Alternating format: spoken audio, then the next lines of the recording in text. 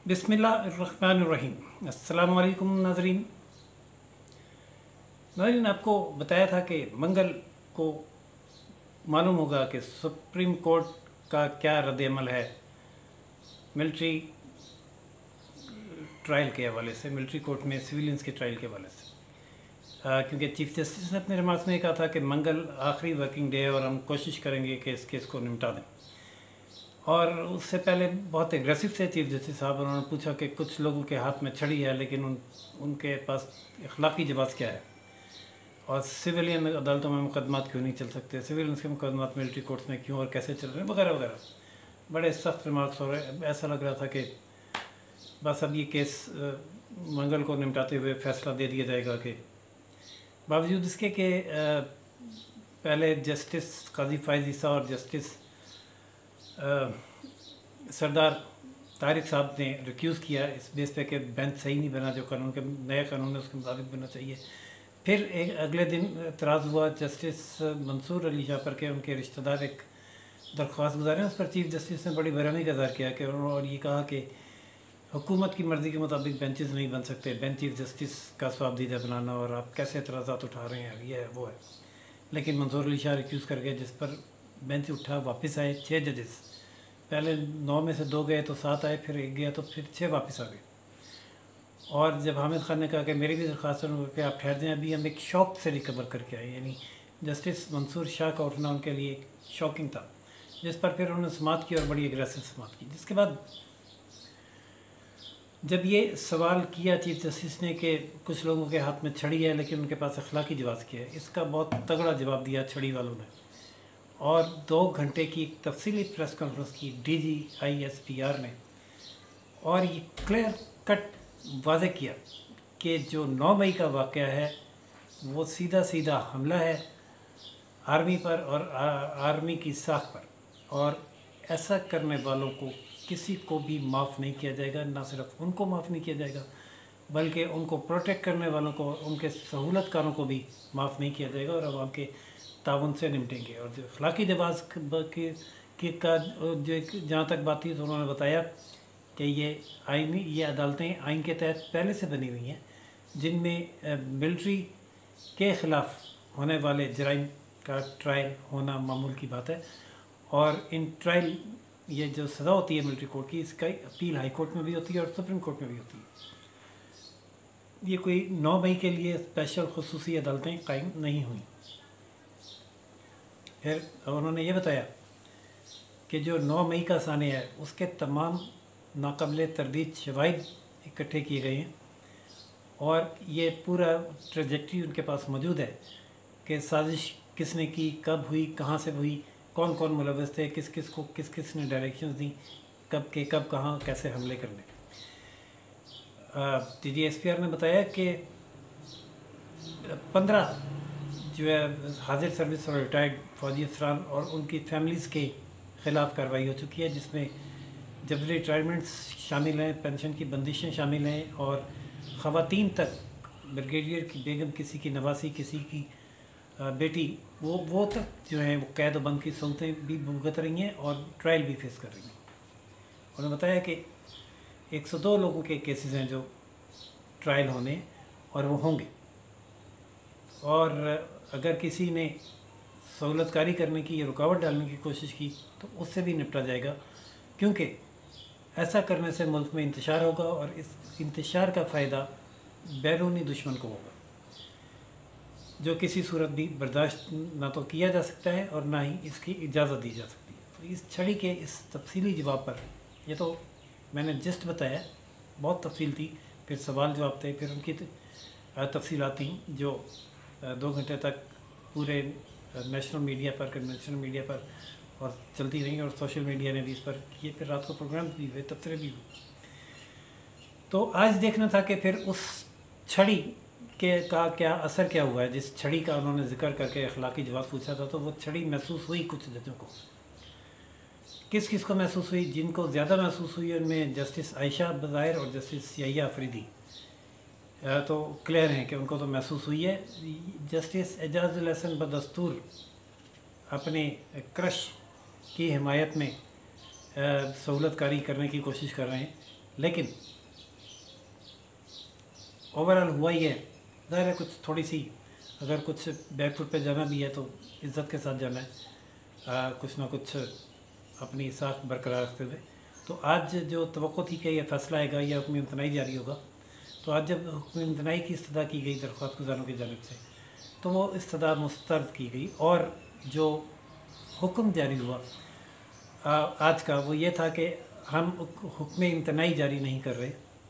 जो लोग कैद हैं उनके अहल खाना से मुलाकातें करवाई जाएँ, उनका ख्याल रखा जाए, खाने पीने का बताया गया कि उन्हें खाने पीने की कोई प्रॉब्लम नहीं है और फ़ोन पे बात भी करवाई जाती है, मिनट्स दिए जाते हैं उन्हें, जबकि हफ्ते में एक दफ़ा मुलाकात भी होती है।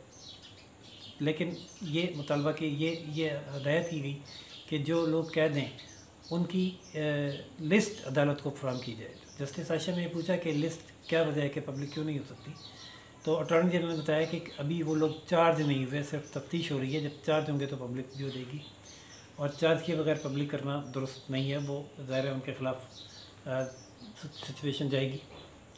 तो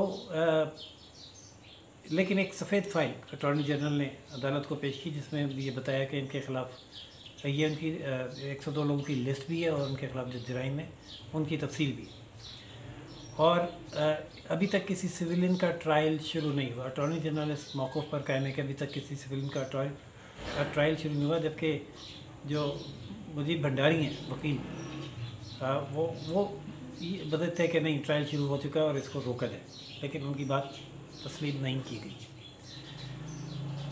आज सारा दिन समाअत हुई और समाअत के बाद ये मुख्तसर हुक्म हुआ कि ईद के बाद आकर आइंदा तारीख़ का फ़ैसला करेंगे कि आइंदा तारीख़ समाअत क्या होगी।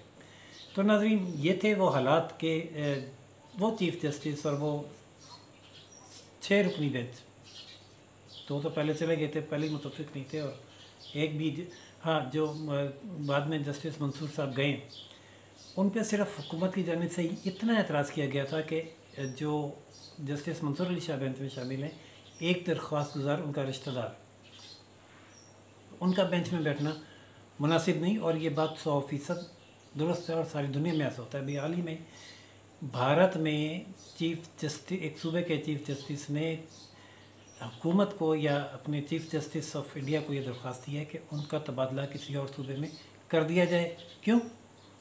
सुनिए, क्योंकि उनकी बेटी ने उसी सूबे में वकालत मुकम्मल करके प्रैक्टिस शुरू कर दी है और वो नहीं चाहते कि इस बात का असर उनकी वकालत पे हो, उसकी उन्हें यह फेवर मिले कि उनके वालिद साहब हाई कोर्ट में चीफ़ जस्टिस हैं। हमारे यहाँ क्या होता है, हमारे यहाँ तो भाई चीफ़ जस्टिस का बेटा, जजेस का बेटा, भाई चैम्बर फेलो, उनको खुसूसी रियायतें मिलती हैं। लोग जाके कह के उन वकीलों के पास भारी मुँह बोली फ़ीसें देकर केस लगवाते हैं ताकि, और फिर उनके रिश्तेदार के जो जज है उसकी अदालत में केस लगवाते हैं ताकि फ़ैसला उनके हक़ में हो जाए। और ये होते हैं। लाहौर के एक जज जिनका ताल्लुक़ जेलों में से है, वो तो, और उनके जो भांजे भतीजे और बेटे हैं सियासतदान हैं, वो तो इस मामले में बहुत बदनाम भी। एक वही नहीं, और भी बहुत सारे नाम हैं, चलो क्या नाम लेने, लेकिन मैं अखलाकियात के डिफरेंस का लेवल बता रहा हूँ। और ये तो सारी दुनिया में होता है कि अगर किसी जज का मुकदमे में कोई रिश्तेदार मुलविस है, शामिल है, या उसका कोई इंटरेस्ट है जज का या उसके रिश्तेदार का, और उस पर अगर अव्वल तो वो ख़ुद ही नहीं शामिल होते। यहाँ भी पाकिस्तान में भी कई दफ़ा हुआ है, लोग इसलिए रिक्यूज़ कर जाते हैं कि मैंने केस पहले सुना है, या ये मेरा चैम्बर फेलो है, या ये क्लाइंट को मैं जानता हूँ, और चाहे कि एतराज़ हो, और एतराज़ पे फिर चीफ़ जस्टिस भरम हो जाएंगे कि बेंच आपकी मर्ज़ी का नहीं बन सकता, बेंच पे आप कैसे एतराज़ कर सकते हैं वगैरह। मतलब अंधे हुए हैं वो इस वक्त एक शख्स को फेवर देने के लिए। यही वो चीफ़ जस्टिस हैं जिन्होंने इमरान खान के दौरे हुकूमत में इन मिलिट्री कोर्ट्स को दुरुस्त करार दिया और 25 लोगों को उसमें ट्रायल हुआ, और अब वो इसी को रिवर्स करना चाहते हैं। उन केसेस के बारे में जस्टिस एजाजुल एहसन साहब, वो तो बड़े मास्टर हैं ना यू टर्न लेने में। जैसे पंजाब हुकूमत के केस में लिया, एक दफ़ा फ़ैसला ये हुआ कि वोट गिने जाएंगे, दूसरी दफ़ा हुआ कि नहीं गिने जाएंगे।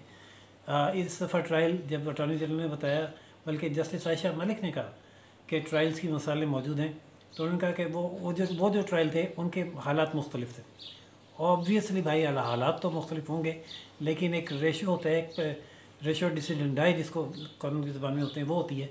वो तो आप देखें क्या है, वो मेरा समझ आ गई। जिनको समझ आई है उन्होंने फिर उनके रिमार्क्स भी बता रहे हैं कि उन्हें समझ आई, और चीफ जस्टिस ने भी एक दो जगह अपने रिमार्क्स में ये कहा है कि अगर जंगी जराइम हो तो फिर मिलिट्री कोर्ट में सिविलियंस का ट्रायल हो सकता है। देखना ये कि जुर्म की नौयत क्या है, क्या ये 2D के सेक्शन 2D के तहत कायम हुआ है या 1D के तहत, जिस पर अटॉर्नी जनरल बताया कि फ़िलहाल ये 2D के तहत में और तहकीकात जारी हैं। अटॉर्नी चीफ जस्टिस ने भी पूछा कि क्या इसमें किसी केस में कोई सज़ाए मौत का भी एलिमेंट शामिल है। उस पर अटॉर्नी जनरल ने बताया कि अगर किसी का बैरून ममालिक से किसी से रब्ता साबित हो जाता है तो फिर सज़ाए मौत भी हो सकेगी। नाज़रीन, देखते हैं कि ईद के बाद क्या होता है। ईद के बाद ये समात इसकी कब लगती है, कितना अर्सा चलती है, और अब ये तो बज़ाहिर क्लियर है किसी हद तक के मिलिट्री कोर्ट को में ट्रायल को इलीगल तो नहीं करार दिया जाएगा। इसके हवाले से कुछ डायरेक्शन वो जारी करेंगे और थोड़ा लंबा अर्सा चलाएंगे भी, और फिर कुछ डायरेक्शन जारी करेंगे कि किन किन का ट्रायल किया जाए, किन का ना किया जाए, किस सूरत में किया जाए, किस सूरत में ना किया जाए, जिसको कहते हैं गोंगलुओं से मट्टी झड़ना पंजाबी में, वो होगा। और ये समात फिर उसके बाद अपने मंतकी इंजाम को पहुंच जाएगी। लेकिन ये वाज़े और दो टोक कह दिया कर गया है और कल वाज़े कर दिया गया है कि जो फ़ौज है वो गलत है या सही है, ये मैं नहीं कह रहा, ये तबसरा ख़ुद आप लोग करें या सुनने वाले करें। जो हुआ है कल मैं बता रहा हूँ, उन्होंने ये वादे कर दिया है कि जब हमने अपने लोग नहीं छोड़े, अपने हाजिर सर्विस लोगों के ख़िलाफ़ भी कार्रवाई की है और उन्हें टर्मिनेट किया, रिटायर्ड लोगों के ख़िलाफ़ भी कार्रवाई की है, उनके अहल खाना और उनकी ख़वातीन तक जो मुलव्विस थीं उनको भी नहीं बख्शा, तो किसी और को कैसे बख्श देंगे। फिर DGI स्पेयर ने दो टोक और खुलकर वाज़ेह अल्फाज में बता दिया कि उन्हें मालूम है कि इस 9 मई के वाक़यात में कौन कौन मुलव्विस है, कौन मास्टरमाइंड था, किसने साजिश तैयार की और किस किस ने डायरेक्शन जारी की और कहाँ क्या हुआ। अब पहले जब उन्होंने अपने लोगों के ख़िलाफ़ कार्रवाई की है तो उसका मकसद वो अखलाकी जवाज़ हासिल करना ही था।